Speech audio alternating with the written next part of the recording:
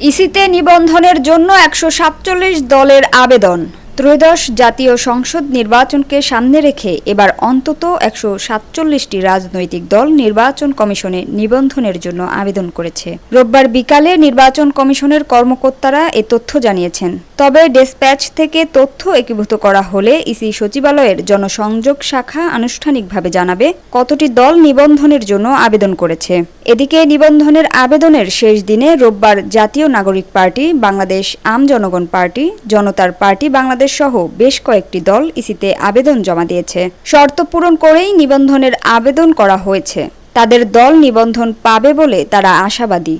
নির্বাচন ভবনে আবেদন জমা দিয়ে এনসিপির আহ্বায়ক নাহিদ ইসলাম বলেন, আমরা প্রধান নির্বাচন কমিশনারের কাছে বলেছি, আমরা সকল শর্তাবলী এবং সকল আইন পর্যালোচনা করেই আবেদনটি করেছি এবং প্রয়োজনীয় কাগজপত্র জমা দিয়েছি। প্রত্যাশা করব যে ওনারা নিরপেক্ষভাবে আইন অনুযায়ী কার্যক্রম সম্পাদন করবেন।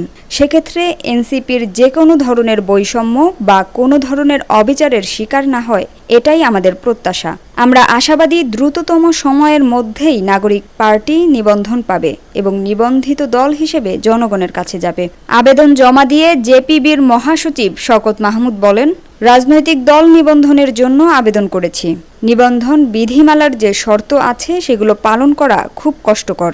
নির্বাচন সংস্কার কমিশনের এই বিধিমালার কিছু কিছু ধারা সংস্কারের প্রস্তাব রেখেছে। এ প্রস্তাবগুলো কিন্তু এখনও বাস্তবায়ন হয়নি। তারপরও পুরনো বিধিমালা অনুযায়ী আমরা আবেদন জমা দিয়েছি এবং আমরা আশা করি রাজনৈতিক দল হিসেবে নির্বাচন কমিশনের নিবন্ধন পাব। এবারের নির্বাচনকে সামনে রেখে গত ১০ মার্চ আগ্রহী দলগুলোর কাছ থেকে নিবন্ধনের আবেদন আহ্বান করা হয়। ২০ এপ্রিলের মধ্যে আবেদন করে ৬৫টি নতুন রাজনৈতিক দল। তবে অনেকের আবেদনের পরিপ্রেক্ষিতে নিবন্ধন আবেদনের সময়সীমা ২ মাস বাড়িয়ে ২২ জুন পর্যন্ত নির্ধারণ করা হয়।